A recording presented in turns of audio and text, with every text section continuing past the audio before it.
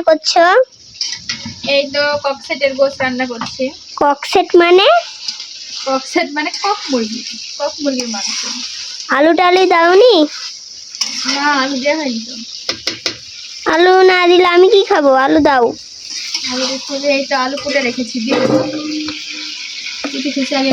এই তো মাংসটা এখন কষাচ্ছি, অনেকক্ষণ ধরেই কষালাম, এখন আলুগুলো দেবো।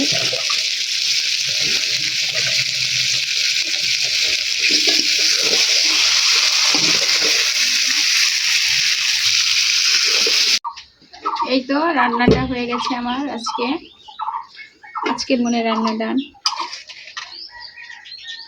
মাংস ঝোলে তো ডুব দিয়ে হবে। দেশি মুরগির মাংস জন্য একটু ঝোল রেখেছি, তো অবশ্য আখার পরে রেখে দিব, আস্তে আস্তে মরবে। মাংসটা সিদ্ধ হতে একটু দেরি হচ্ছে, তো